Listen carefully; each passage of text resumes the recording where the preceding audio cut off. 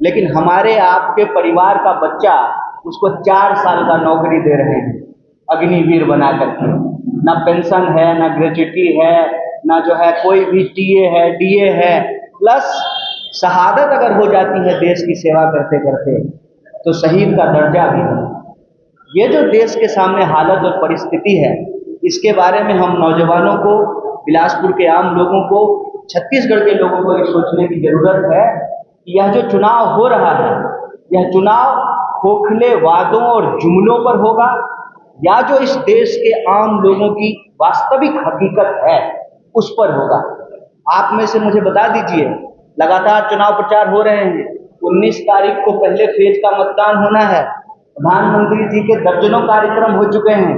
प्रधानमंत्री जी ने अपने मुंह से एक बार भी रोजगार शब्द नहीं बोला, एक बार भी महंगाई शब्द नहीं बोला, एक बार भी ये नहीं बोल रहे कि ऐसा कैसे हो सकता है कि देश की कुल संपत्ति बढ़ रही है लेकिन देश के जो लोग हैं जिनसे देश बनता है उनकी संपत्ति घट रही है। अगर जीडीपी बढ़ रहा है देश का तो देश के लोगों की जीडीपी क्यों नहीं बढ़ रही है? अगर आपके पिताजी रेलवे में काम करके आपको पढ़ाए लिखाए, बाल बच्चों की शादी किए, जमीन खरीदे, घर बनाए, ये काम हमारी पीढ़ी क्यों नहीं कर पा रही है? यह काम हमारी पीढ़ी इसलिए नहीं कर पा रही है कि हमारे मुद्दे राजनीति से गायब कर दिए गए। तो ये जो चुनाव है, यह चुनाव आने वाले दिनों में इस देश का भविष्य क्या होगा उस भविष्य को तय करने के लिए है। इसीलिए इस बार कांग्रेस पार्टी का जो घोषणा पत्र है उसको हम घोषणा पत्र नहीं कह रहे हैं, न्याय पत्र कह रहे हैं, क्योंकि यह दस्तावेज बनेगा आने वाले समय में इस देश के आम लोगों की खुशहाली का। ये आधार बनेगा कि कैसे इस देश में लोगों को रोजगार दिलाया जाए, कैसे महंगाई कम की जाए और जो आर्थिक असमानता है उसको कम कैसे किया जाए। ज़्यादा से ज़्यादा जो लोग हैं, चाहे वो किसान हो, मजदूर हो, छोटे व्यापारी हो, महिलाएं हो, उनको कैसे मदद पहुंचाई जाए। आप में से कई साथियों ने न्याय पत्र देखा होगा, उसमें हम कह रहे हैं कि हर परिवार के एक महिला को 1 लाख रुपया महालक्ष्मी योजना के तहत दी जाएगी। 30 लाख नौकरियां जो रिक्त पद हैं सेंट्रल गवर्नमेंट के तहत, उसको सरकार बनते ही भरा जाएगा। जो अग्निवीर जैसी योजनाएं जो अन्याय पर आधारित हैं, जो आम युवाओं के सपनों और अधिकारों को छीनता है, उसको समाप्त करके पक्की नौकरी की व्यवस्था की जाएगी। और भर्तियों में जो घोटाले होते हैं, प्रश्न पत्र लीक होता है, उस पर रोक लगाई जाएगी। वो कहते हैं मोदी है तो मुमकिन है, लेकिन मोदी जी हैं तो यह मुमकिन है कि बेरोजगारी होगी, मोदी जी हैं तो यह मुमकिन है कि महंगाई होगी, मोदी जी हैं तो यह मुमकिन है कि आर्थिक असमानता बढ़ेगी, अमीर अमीर होगा, गरीब और गरीब होगा। इसीलिए वो कहते हैं मोदी है तो मुमकिन है का जवाब ये है कि डिग्री है तो नौकरी मिलेगी। इसीलिए कांग्रेस पार्टी ने न्याय पत्र में लिखा है कि आपके पास जितनी योग्यता है उसी योग्यता के आधार पे अप्रेंटिस योजना के माध्यम से हर नौजवान को कम से कम 1 लाख की नौकरी की गारंटी दी जा रही है। तो हमारे पास एक तरफ न्याय का एक मसौदा है, एक चार्टर है, जिसमें हम हर वर्ग के न्याय की बात कर रहे हैं। चाहे हम गिनती के माध्यम से तमाम वर्ग जाति समूह के लोगों को गिनिए, उनकी आर्थिक हालात को देखिए और उस आर्थिक हालात में जो लोग पीछे छूट गए हैं उनको आगे लाने का प्रयास कीजिए। तो एक तरफ न्याय की संकल्पना है, न्याय की अवधारणा है, एक तरफ एजेंडा है, सकारात्मक मुद्दा है, और दूसरी तरफ खोखले दावे हैं, खोखले वादे हैं, खोखले जुमले हैं, वही थके थकाए चेहरे हैं जो हर 5 साल में आपके पास आते हैं, 35 साल से आ रहे हैं और वही गाना गा करके, वही रिकॉर्ड बजा करके आपका वोट ले जाते हैं। तो हम कहते हैं कि इस देश में अगर नेताओं के बच्चों का भविष्य सुरक्षित हो सकता है, अगर बाप गृह मंत्री बन जाए तो बेटा का बीसीसीआई सेक्रेटरी बनना हो सकता है, तो आम लोगों को भी ये तय करना पड़ेगा और अपनी आने वाली पीढ़ी का भविष्य सुरक्षित रखने के लिए न्याय के हक में मतदान करेगा। यही अपील के लिए मैं आप लोगों के बीच में आया हूँ। इतना धैर्यपूर्वक जो बिलासपुर की संस्कृति है उसमें आप लोगों ने सुना, तो आप सब लोगों का बहुत बहुत धन्यवाद, बहुत बहुत शुक्रिया। आ रहा है मैनिफेस्टो?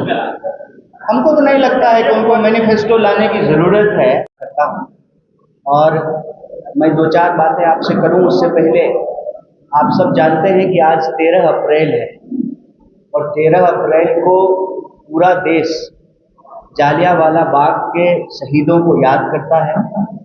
इस मौके पर हम उन तमाम शहीदों को श्रद्धांजलि देते हैं जिनकी शहादत के चलते इस देश को आज़ादी मिली और हम लोग आज़ाद हवा में आज़ाद नागरिक बन कर के सांस ले पाए।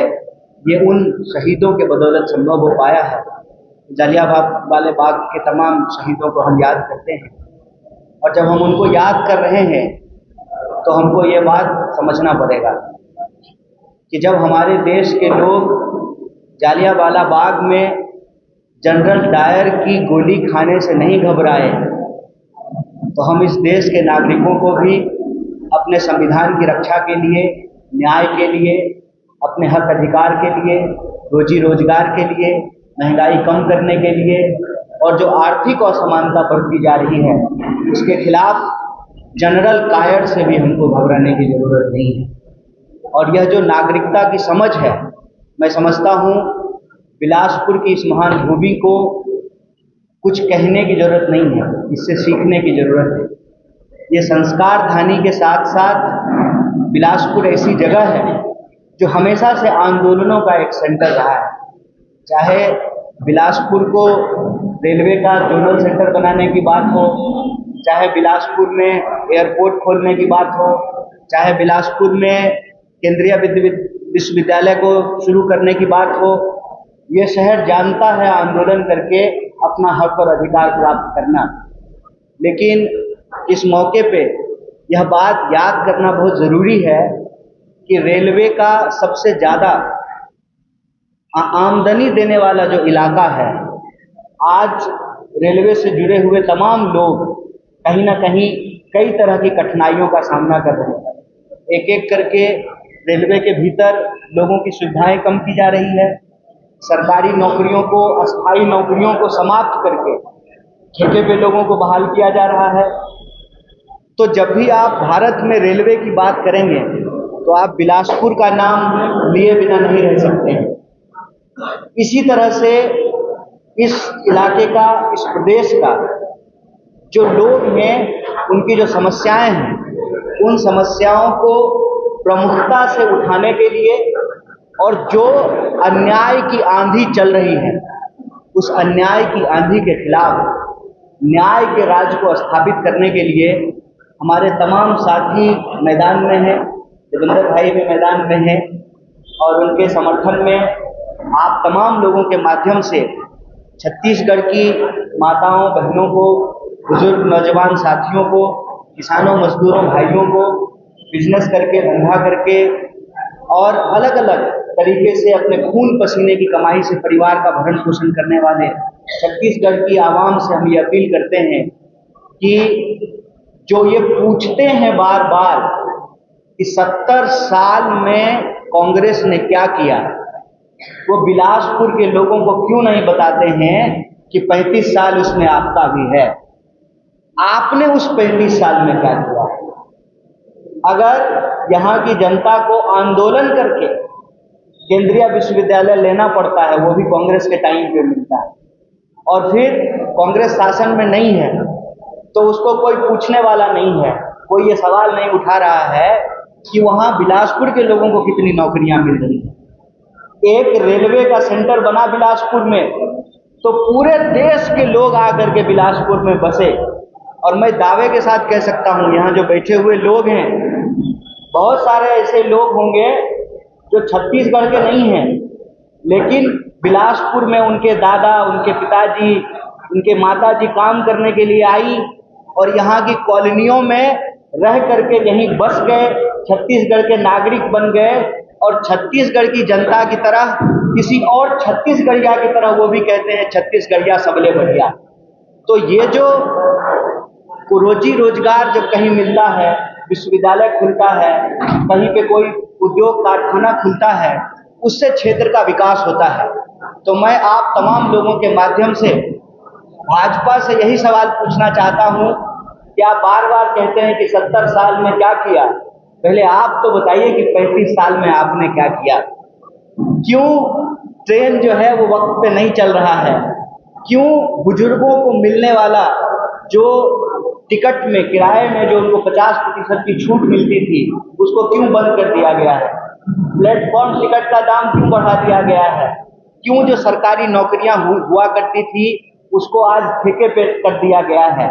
तो प्रश्न तो हमारे मन में स्वाभाविक रूप से ये पैदा होगा ना कि इस देश में प्रधानमंत्री बन रहे हैं 5 साल के लिए, कम से कम देवेंद्र भाई जीत जाएंगे तो ये भी सांसद बनेंगे 5 साल के लिए, राज्यसभा का सांसद होता है 6 साल के लिए, लेकिन हमारे आपके परिवार का बच्चा उसको 4 साल का नौकरी दे रहे हैं अग्निवीर बना करके। ना पेंशन है, ना ग्रेच्युटी है, ना जो है कोई भी टीए है, डीए है, प्लस शहादत अगर हो जाती है देश की सेवा करते करते तो शहीद का दर्जा भी नहीं। ये जो देश के सामने हालत और परिस्थिति है, इसके बारे में हम नौजवानों को, बिलासपुर के आम लोगों को, छत्तीसगढ़ के लोगों को ये सोचने की जरूरत है कि यह जो चुनाव हो रहा है, यह चुनाव खोखले वादों और जुमलों पर होगा या जो इस देश के आम लोगों की वास्तविक हकीकत है उस पर होगा। आप में से मुझे बता दीजिए, लगातार चुनाव प्रचार हो रहे हैं, 19 तारीख को पहले फेज का मतदान होना है, प्रधानमंत्री जी के दर्जनों कार्यक्रम हो चुके हैं, प्रधानमंत्री जी ने अपने मुंह से एक बार भी रोजगार शब्द नहीं बोला, एक बार भी महंगाई शब्द नहीं बोला, एक बार भी ये नहीं बोल रहे कि ऐसा कैसे हो सकता है कि देश की कुल संपत्ति। सवाल है कि प्रधान वनवास में रहे हैं, क्या कहें? नहीं, राम जी तो त्रेता युग में हुए थे, कीर्ति खराब है। वनवास, राम जी वनवास त्रेता युग में गए थे। अगर मैं रामायण जितना जानता हूँ, अगर ठीक मैं बोल रहा हूँ, आप लोग भी जानते हैं, तो राम जी को वनवास तो त्रेता युग में हुआ था। तो 500 साल की कीर्ति कहाँ से लाए? ये वही लोग हैं जिनको मालूम नहीं है कि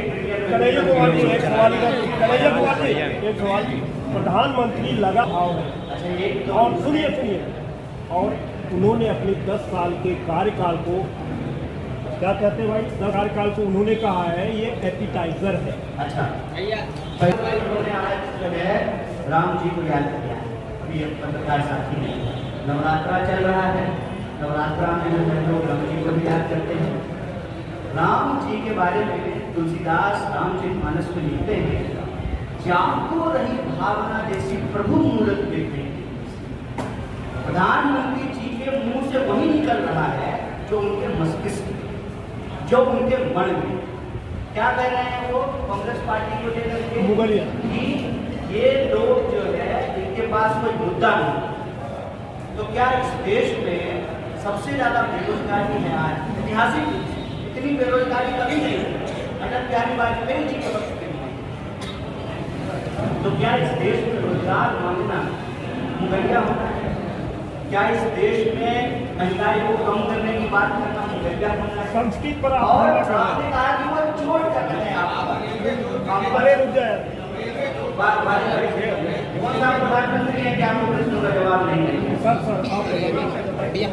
आप बताइए, आपने कहा कि वो चोट कर रहे हैं, वो हम पर चोट नहीं कर रहे हैं, इस देश के भविष्य पर चोट कर रहे हैं, इस देश के नौजवानों के हक और अधिकार पर चोट कर रहे हैं। कांग्रेस तो उन पर जितना चोट करना है करते हैं, हमारे ऊपर जितना कीचड़ उछालना है वो उछाल रहे हैं, लेकिन हकीकत ये है कि कांग्रेस के बहाने वो देश के ऊपर चोट कर रहे हैं। कैसे चोट कर रहे हैं? 1 घंटे में इस देश में 2 किसान और 2 नौजवान आत्महत्या करते हैं। दिन में 24 घंटा होता है, या प्रेस कॉन्फ्रेंस अगर 1 घंटा चल जाएगा तो 2 नौजवान आत्महत्या कर लेंगे। ये इस देश के ऊपर चोट करते हैं। इस बात को ध्यान रखिए, अगर इस देश में रोजगार मांगना, महंगाई को कम करने की बात करना, आर्थिक असमानता को घटाना, महिलाओं को 1 लाख रुपया देना, 30 लाख जो है पक्की नौकरी बहाल करना, ये अगर उनको मुगलिया दिखाई देता है तो मैं वही रामचरितमानस में जो तुलसीदास लिखे हुए दोहराऊंगा, जाको रही भावना जैसी